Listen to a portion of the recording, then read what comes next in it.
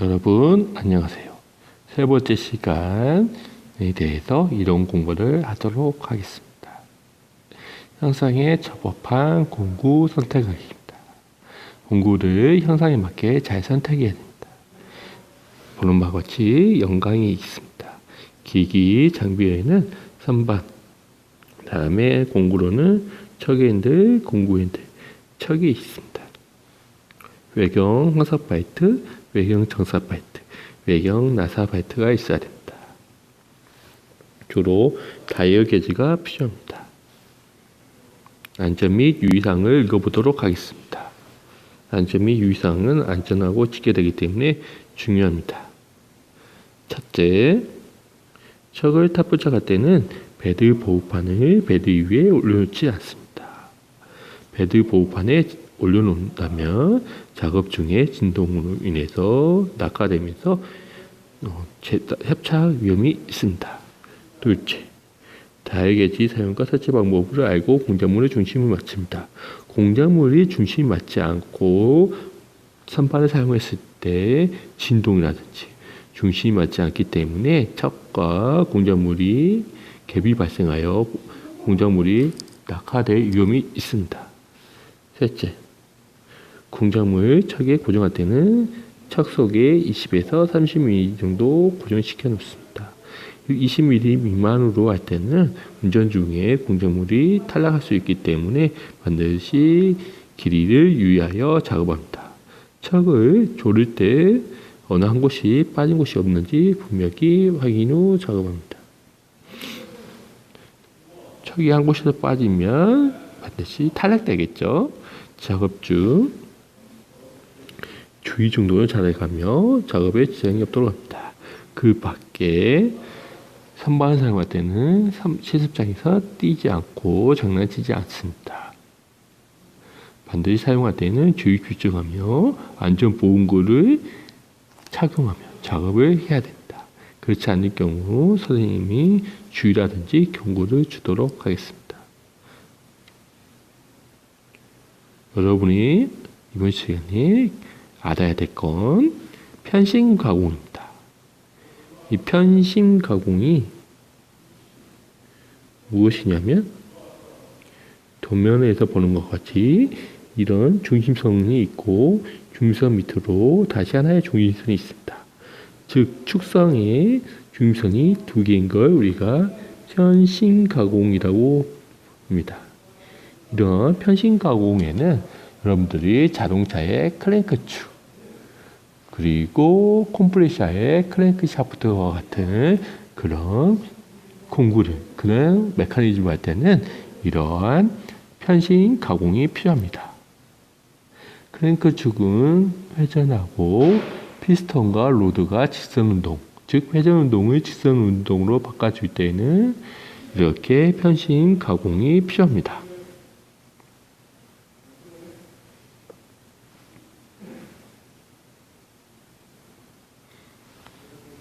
도면에 의한 편심 방법 결정입니다. 오늘 학습 목표를 여러분 크게 한번 읽어볼까요?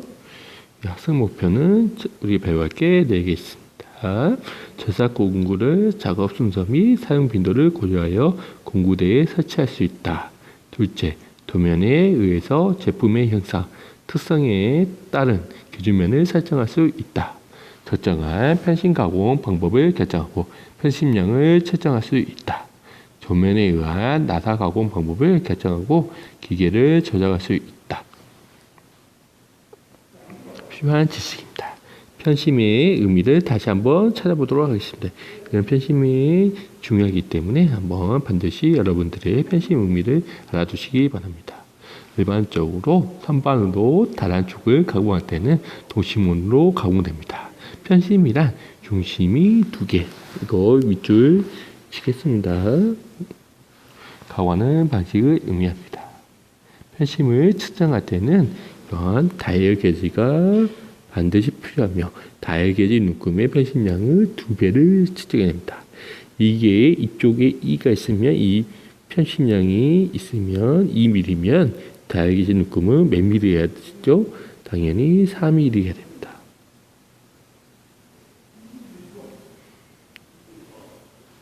편심량의 2배를 한 걸 별표 3개 짜시기 바랍니다. 간혹 가다가 편심량과 다이어게지를 같이 눈금을 맞춰놓고 작업함으로써 도면 치수와 상이하게 나온 경우가 있는데, 그럴 경우에는 탈락할 수가 있습니다. 항상 편심할 때는 편심량의 2배를 다이어게지 눈금을 맞춘다는 걸 수치하시기 바랍니다. 편심량은 그 반대로 편심량은 게지 눈금 나누기 2입니다. 게지 눈금이 만약에 3mm였다면 편심량은 2mm가 됩니다. 그리고 게지 눈금은 편심량 곱하기 2 반드시 알고 있기 바랍니다. 이 나사는 여러분 주로 보는 게 뭐죠? 볼트. 또 있죠. 다음 시간에 우리가 나사 가공법에 대해서 알아보도록 합시다. 도면에 의한 가공 방법 결정입니다. 필요한 거는 영광이 필요합니다. 부분은 했기 때문에 한번 다음 걸로 차트로 넘기도록 하겠습니다. 한번 작업 순서를 결정해 보도록 하겠습니다. 첫째, 제품 형상 특성을 파악합니다. 도면을 보고 도면이 몇 미리 있는지, 그리고 1차 가공만 하면 될지, 아니면 양센 작업을 해서 공정물을 돌려서 가공이 필요한지를 판단해야 합니다. 바이트로 공작물을 가공 시 바깥 지름, 중심 방향을 지려하여 기준면을 설정합니다. 그리고 어떤 공구가 필요한지 공구를 파악하고, 그리고 선반에 공구대에 바이트를 부착해야 됩니다. 둘째, 공작물을 고정합니다.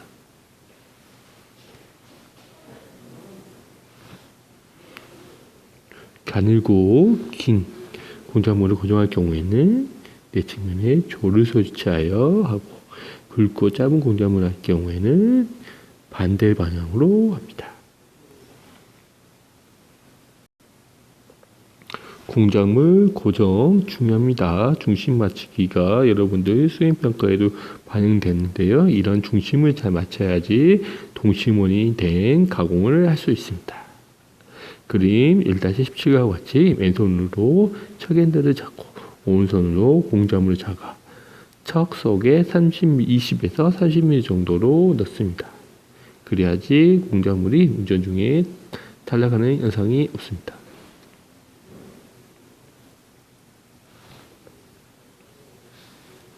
공작물의 중심을 맞춥니다. 공구대를 공작물에 근접하여 이동시킨 후 척 핸들로 척을 돌려가며 공구대의 측면과 공작물의 틈새가 일정하도록 합니다. 즉, 공작물을 한 바퀴 돌렸을 때 이 다이어 게지 눈금이 100분의 1 안에 들어와야지 동심원이 있다고 할 수 있습니다.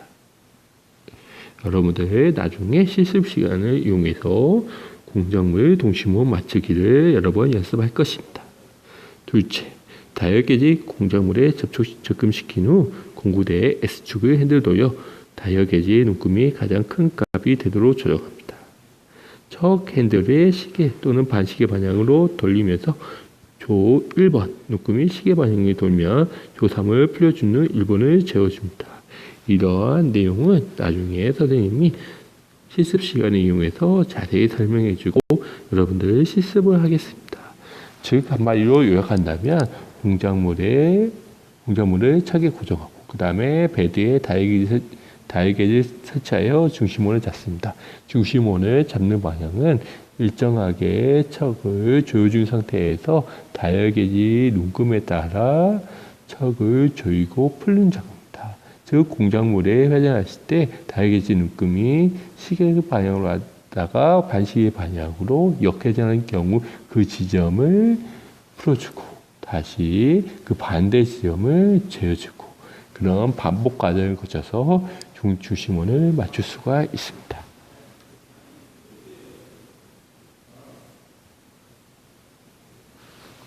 그 다음에 편심을 조정합니다. 이 도면에서 보면 편심량이 몇 mm이죠? 2mm가 있습니다. 2mm면 다이어리지 눈금이 당연히 4mm입니다. 이러한 편심을 가공할 때는 다른 작업을 다 한 상태에서 그 다음에 마지막으로 편심하는 게 좋습니다. 왜냐하면 이 편심을 맞추고 다른 부위를 가공하다 보면 다른 부위가 다 편심돼서 도면과 일치하지 않습니다. 그렇기 때문에 마지막에 편심량을 나중에 가공하는 게 좋습니다. 절삭 공구를 선정합니다. 공작물 표면 상태를 확인하여 황삭 바이트와 정삭 바이트를 선정합니다. 다는 다음 시간에 가르치도록 하겠습니다. 황삭을 가공한 다음에 그 다음에 정삭, 그 다음에 못따기, 그 다음에 여러분 중요한 다이게이지 이용해서 편심을 조정하는 거 중요하죠. 그 다음에 바이트로 황삭 가공 편심을 작업을 합니다.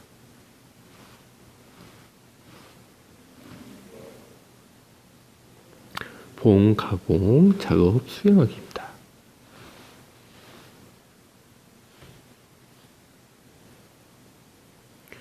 편심 가공 조건 다시 한번 설명드리도록 하겠습니다.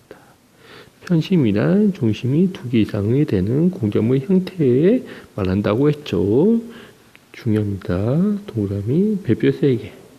그리고 진행된 편심만큼 중심을 이동하여 가공합니다. 조가 보이고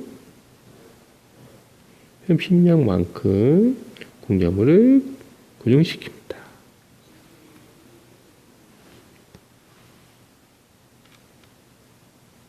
그 다음에 편심 가공하기입니다. 안전에 유의해서 작업해야 되는데요. 편심 절삭 가공 중에 이거 가장 중요한 게 진동이 굉장히 많이 발생됩니다. 진동이 굉장히 많이 발생되기 때문에 척을 단단히 조여줘야 됩니다. 척을 단단히 조여주지 않는다면 이런 진동에 의해서 공작물이 탈락되는 경우가 발생합니다. 공작물의 표면을 가공할 때는 조이에 부딪히지 않도록 무슨 말이냐면 공구대에 작업할 때 공구대에 이송하면서 즉 척 쪽으로 이송하면서 공구 바이트와 척이 부딪히지 않도록 해야 됩니다. 만약에 부딪힐 경우에는 큰 사고가 발생할 수 있습니다. 그럴 경우 미리 사전에 방지하는 방법으로는 마이크로 칼날을 이용해서 길이 측정을 예언한 다음에 가공해야 됩니다. 셋째, 다이어게이지가 온주 편량은 편심량 곱하기 2배 몇 번 계속 나오고 있습니다. 측정기에 의하여 공작물을 측정할 시에는 반드시 왼발 브레이크로 밟고 정지 상태에서 측정을 합니다. 편심부를 절삭하기 전에 척을 돌려 편심부와 바이트 접촉 여부를 확인합니다.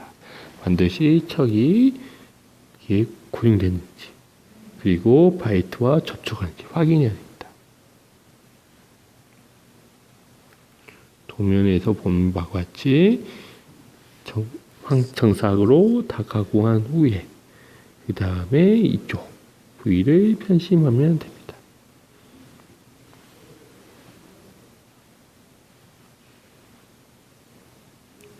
편심을 가공합니다.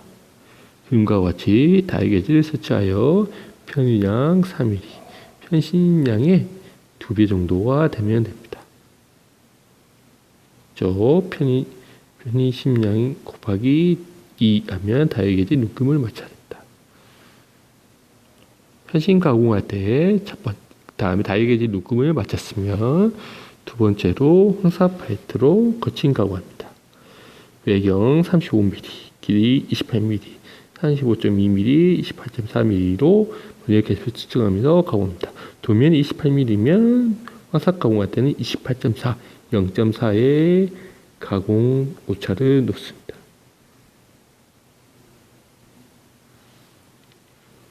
그 다음에 정삭 바이트를 이용하여 다듬 가공을 합니다. 0.4mm 나온 가공 공차를 다듬질을 이용해서 가공하면 됩니다.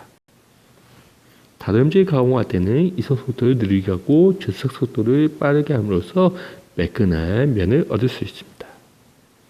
그다음에 못따기 바이트를 이용하여 못따기 가공을 합니다. 공구대를 회전시켜 못따기 바이트로 가공 준비한 다음에 도면에서 보는 것 같이 0.2mm로 못따기를 합니다.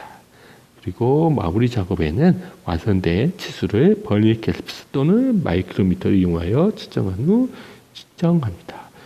가장 중요한 게 도면 여러분들 가공하다 보면 치수를 가끔씩 재는 경우가 있는데요. 그렇게 되면 치수 공차라든지 도면과 일치하지 않습니다. 그렇기 때문에 수시로 가공하면서 수시로 측정해야 됩니다. 그리고 마무리 가장 중요한 걸 정리정돈을 해야 됩니다. 이런 정리정돈을 하지 않는 경우 안전사고 위험이 있습니다. 반드시 여러분들 선반 칩이라든지 척, 공구, 그리고 측정기는 원래 있었던 자리로 보관해야 됩니다.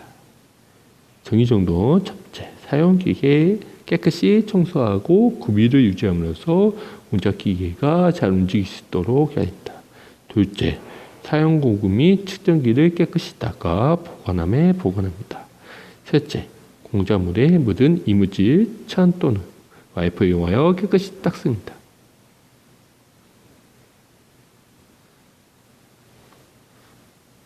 오늘 여기까지가 수업을 마치도록 하겠습니다. 여러분들 혹시 궁금한 게 있으면 Q&A란에 적어주거나 그리고 단톡방에 톡을 주면 선생님이 답변하도록 하겠습니다. 과제를 많이 제출하지 않는 경우가 많은데요. 반드시 과제 제출방에 과제를 댓글로 등록해 주면 선생님이 쉬는 시간 이용해서 피드백을 하도록 하겠습니다. 이것으로 수업을 마치도록 하겠습니다. 수고하셨습니다.